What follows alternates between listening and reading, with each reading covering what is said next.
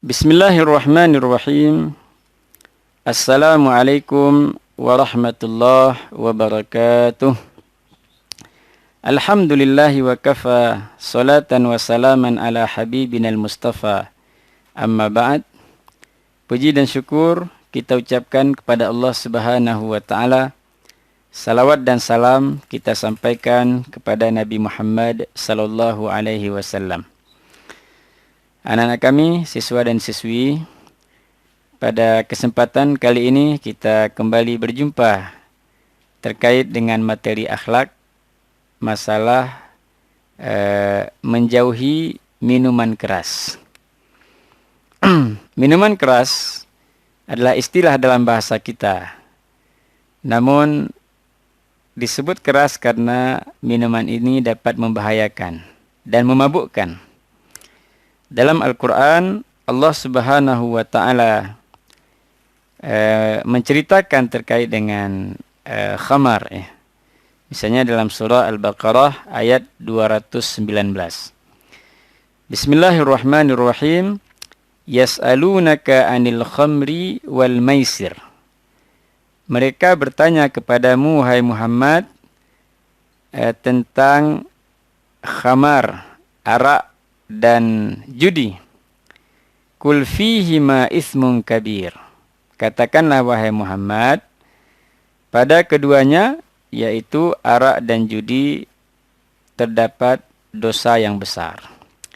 Wa manafi'u linnas. Walaupun ada sedikit manfaat. Wa ithmuhuma akbaru min naf'ihima. Sementara dosanya lebih besar dari manfaatnya. Ini petikan ayat dari surah Al-Baqarah ayat 219. Dalam ayat ini Allah Subhanahu wa ta'ala menyampaikan kepada kita sebagai hambanya bahwa minuman keras ataupun minuman memabukkan dalam konteks ayat ini yaitu arak. Arak berasal dari perasan buah anggur. Buah anggur itu diolah sedemikian rupa sehingga menjadi namanya khamar ataupun arak dan memabukkan. Namun dalam proses selanjutnya arak itu kalau disimpan lama nanti bisa menjadi cuka dan cuka itu halal. Jadi kita melihat bagaimana proses dari halal menjadi haram, dari haram dapat menjadi halal kembali. Namun poin kita adalah terkait dengan minuman keras.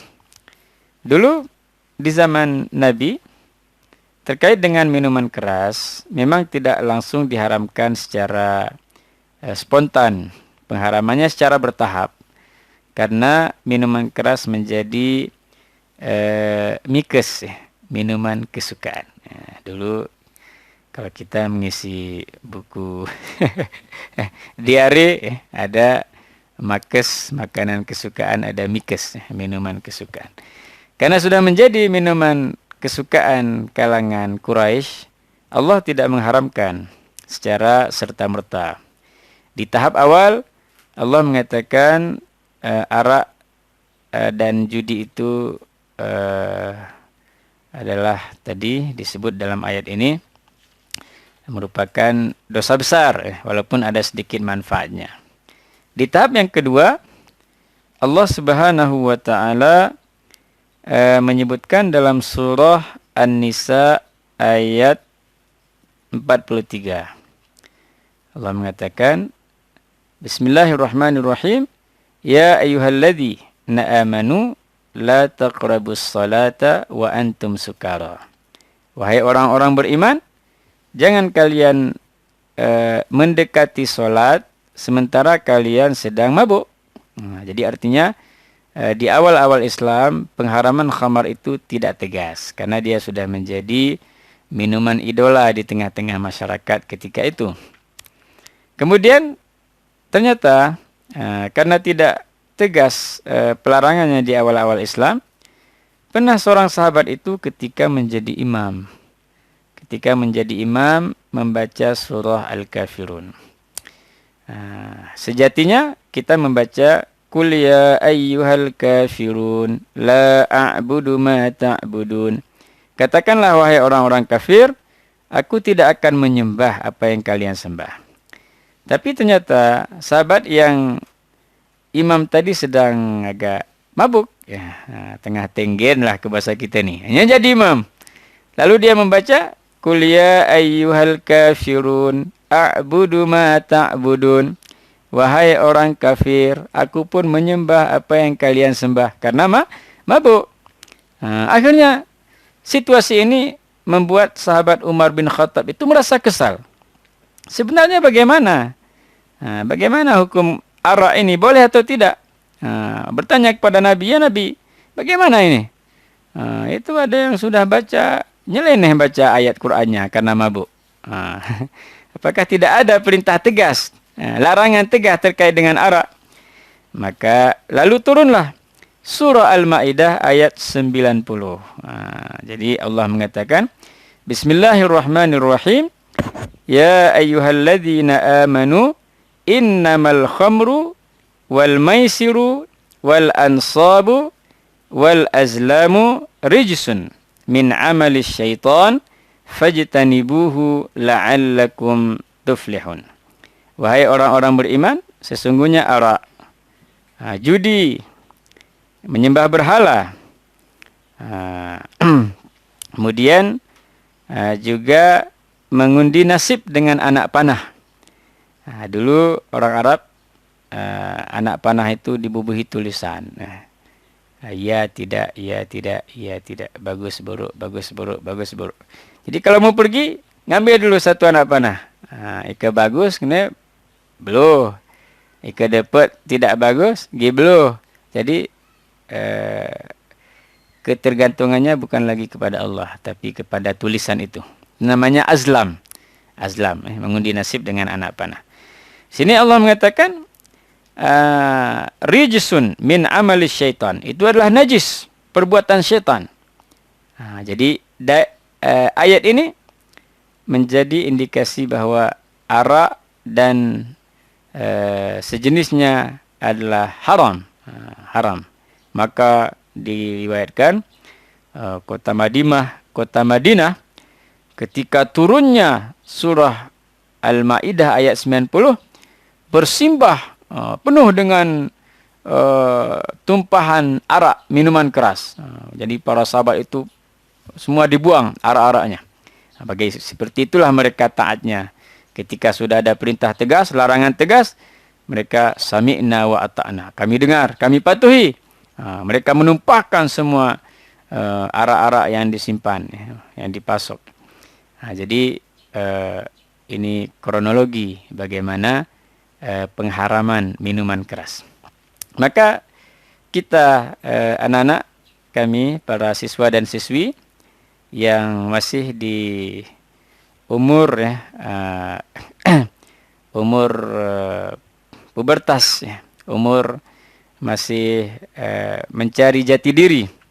Ini terkadang sering tergoda dengan ajakan sahabat-sahabat ataupun senior-senior yang mungkin sudah terkontaminasi dengan minuman keras. Maka harus kita pahami perintah agama ini menjadi wawasan bagi kita. Jangan sampai kita tergoda ataupun ikut dan berubah haluan dari fitrah kepada yang dilarang oleh Allah. Karena pada prinsipnya semua kita berada dalam fitrah kesucian.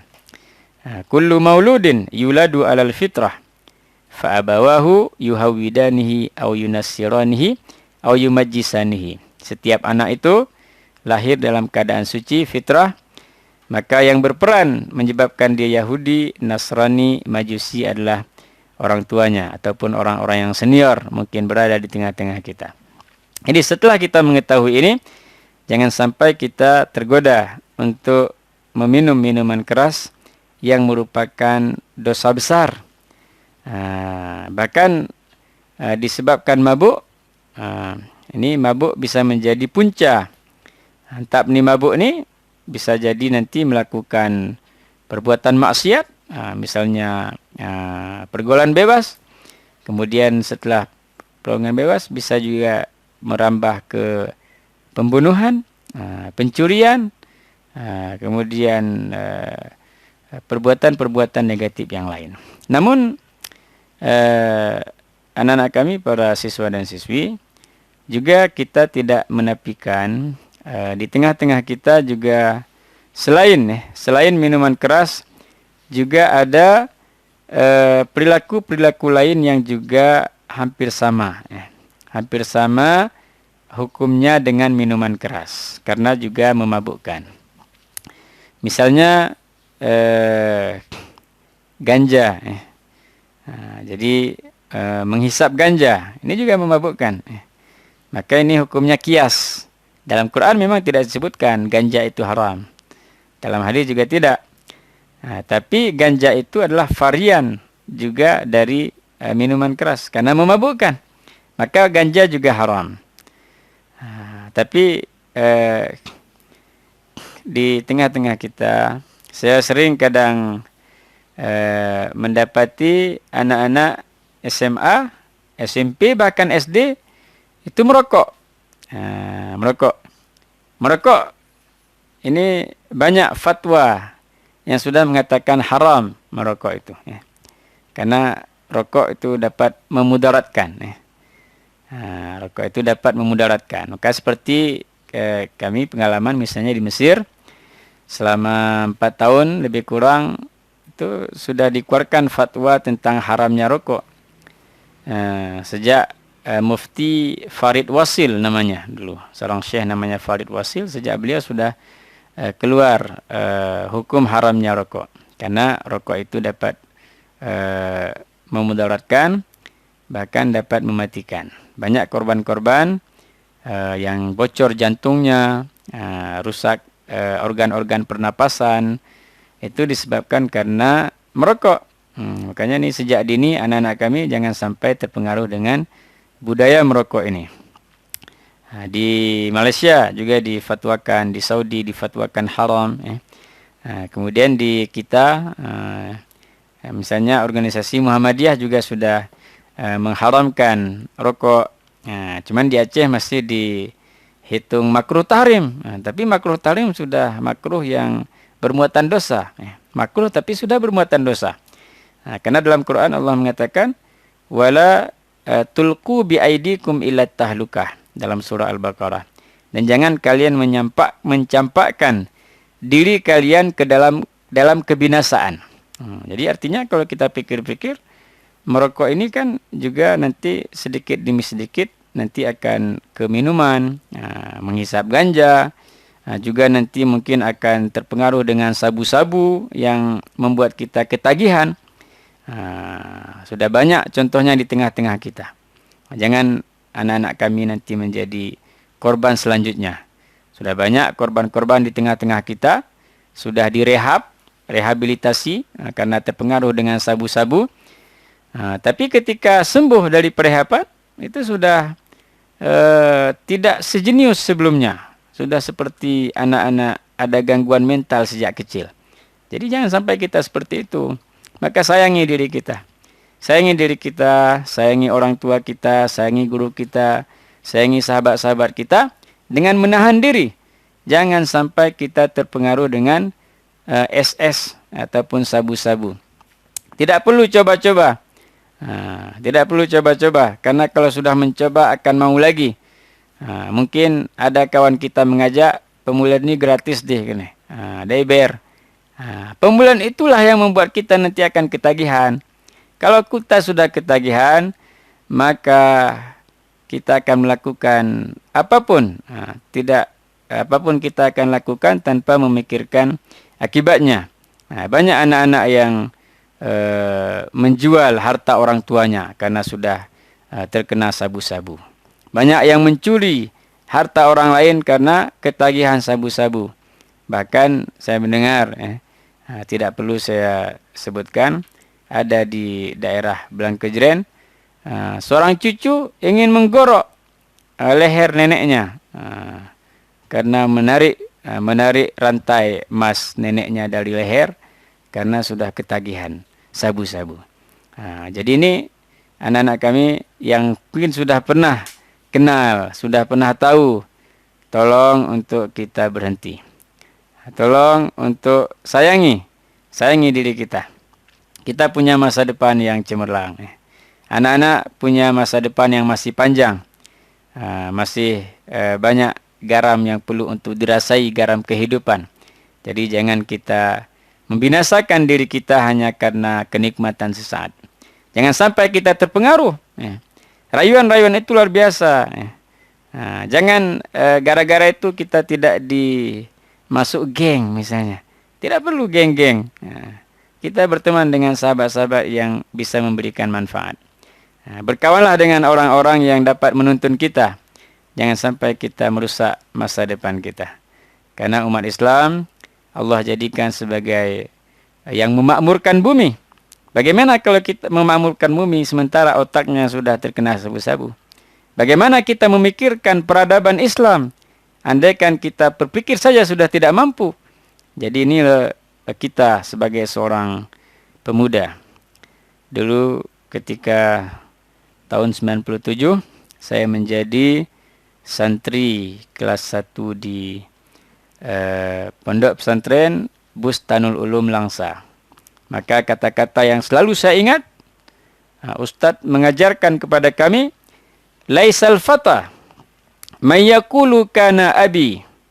Pemuda itu bukanlah orang yang bangga dengan orang tuanya. Jemaah tuaku, jemaah bayak, jemaah tuaku kepala dinas, jemaah tuaku bupati, jemaah tuaku ini, jemaah tuaku itu. Tidak perlu. Laisal fata. Bukanlah pemuda itu yang bangga dengan ayahnya. Walakinnal fata mayyakulu ha anadha. Tapi pemuda yang hebat itu adalah pemuda yang menampakkan, inilah aku sebagai agen untuk merubah keburukan menjadi kebaikan. Agen revolusi untuk merubah yang tidak baik menjadi baik, itu yang perlu kita banggakan. Apa yang kita persembahkan untuk orang tua kita? Apa yang kita persembahkan untuk masyarakat kita? Apa yang dapat kita persembahkan untuk negeri kita? Ini yang perlu dipikirkan oleh pemuda. Maka saya teringat founding father kita, Soekarno, itu pernah mengatakan, berikan kepadaku 10 pemuda, aku akan goyangkan dunia. Kenapa pemuda? Pemuda masih punya prinsip pemikiran yang brilian, punya ide-ide yang sulit dikalahkan. Maka jangan sampai ide-ide itu, potensi-potensi yang ada pada kita itu hancur ataupun rusak disebabkan karena kita salah memilih teman, disebabkan kita salah jalan, disebabkan minuman keras, disebabkan rokok, disebabkan sabu-sabu, disebabkan pergaulan bebas. Jadi ini perlu untuk kita perhatikan agar kita menjadi orang-orang yang dikenang di tengah-tengah umat. Maka ketika kita dikenang di tengah-tengah umat, selalu diingat dan dibicarakan karena kebaikannya, maka ini akan menjadi pahala jariah yang tidak ada putus-putusnya. Nabi mengatakan, man sanna fil islami sunnatan hasanatan falahu ajruha wa ajru man amila biha ba'dahu. Barang siapa yang melakukan satu kebaikan, lalu kebaikan itu diikuti oleh orang setelah dia, dia mendapatkan pahalanya dan komisi pahala dari orang yang melakukan setelahnya. Maka para siswa dan siswi, jadilah orang yang dikenang, jadilah orang yang selalu diingat, jadilah agen perubahan, jadilah kita sebagai pelopor, jangan kita sebagai korban dari sabu-sabu, minuman keras, rokok, dan aneka varian dari hal-hal yang memabukkan yang lain. Saya pernah teringat ucapan dari Buya Hamka yang mendapat doktor honoris clausanya dari Mesir, dari Al-Azhar, itu tidak mudah ya. Jadi orang Indonesia dapat gelar doktor honoris clausa dari Mesir, itu luar biasa. Beliau juga dapat doktor honoris clausa dari Universitas Kebangsaan Malaysia ya. Beliau juga sebagai penulis tafsir Al-Azhar, sebagai ulama karismatik, dan juga pernah menjadi ketua MUI pada zaman Soekarno. Jadi beliau pernah menyebut satu kata-kata yang selalu saya teringat. Kata-kata itu disebutkan dalam bukunya, nama buku itu Dari Lembah Cita-Cita. Dari Lembah Cita-Cita.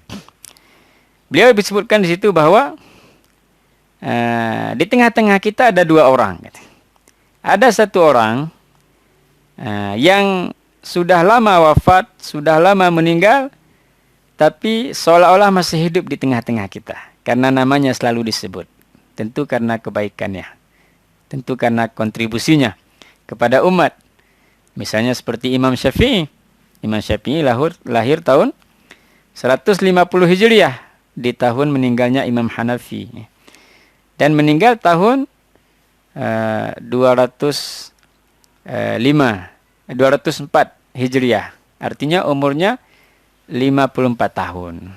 Hanya 54 tahun hidup, berkarya. Kalau umur PNS itu belum pensiun itu. Giliran pensiun nih ke PNS. Meninggal umur 54 tahun. Tapi sampai saat ini namanya selalu dikenang. Berkata Imam Syafi'i, kata Imam Syafi'i dalam kitab ini, mazhab Syafi'i, pendapat Imam Syafi'i, selalu disebut-sebut. Seolah-olah orangnya masih hidup. Itulah kalau kita punya kebaikan yang ditebar, ide yang menjadi pegangan masyarakat. Imam Nawawi misalnya, berapa tahun sudah meninggal. Imam Ghazali, sudah berapa tahun meninggal. Selalu dikenang karena mereka punya warisan untuk umat. Karena mereka tidak melalaikan waktunya. Bahkan saya pernah membaca satu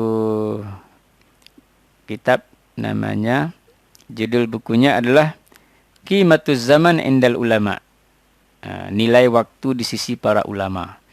Ditulis oleh Imam Abu Ghuddah, seorang ulama hadis. Jadi di situ disebutkan Imam Syafi'i karena sibuknya membaca, baca buku, bosan baca buku fikih, baca hadis, bosan baca hadis, baca tauhid, bosan tauhid, baca akhlak. Itu terus kegiatannya. Sehingga karena sibuk, dia disulangi oleh adiknya yang perempuan, Sulaiman. Setelah baca buku dia bertanya, wahai adikku, nggak kemana kuat nih? Lupa makan. Lupa makan karena belajar. Kita ini sibuk tuman, ingat nih belajar. Jadi terbalik sebenarnya. Itu ya orang yang pertama, kata Buya Hamka, orang yang sudah lama meninggal tapi seolah-olah masih hidup karena karyanya, kebaikannya, kontribusinya. Dan ada juga orang yang baru kemarin meninggal langsung dilupakan. Karena sebelum mati pengen kena jemaah ulak Tuhan. Itu mau kok diulak Tuhan pokok. Karena tidak ada kebaikannya, merusak, nusuh, sabu-sabu, ganja, minuman keras, mengganggu orang lain. Kedor sumpah serapah, sumpah ijma kita. Jadi ini mungkin materi terkait dengan menjauhi minuman keras. Untuk mengakhiri materi ini, sedikit kami memberikan satu kasus. Kasus yang pertama adalah sebagai remaja yang hidup di tengah-tengah masyarakat, bergaul dengan pemuda-pemuda kampung, bagaimana cara Anda supaya tidak tergoda dengan rokok, dengan ganja, dengan minuman keras, dengan sabu-sabu. Bagaimana cara Anda tetap berteman, tetap baik, tapi Anda tidak terpengaruh, tidak terkontaminasi. Silakan nanti bagaimana caranya. Kita pergaulannya tidak putus silaturahim, cuman juga kita tidak terpengaruh dengan aneka varian dari minuman keras berupa ganja, sabu-sabu. Mungkin diawali oleh rokok tadi yang ringan, tapi ini bisa meningkat terus ke yang lebih berat dari itu. Baik, terima kasih atas segala perhatian. Mohon maaf atas segala kekurangan. Wabillahi taufiq wal hidayah. Assalamualaikum warahmatullahi wabarakatuh.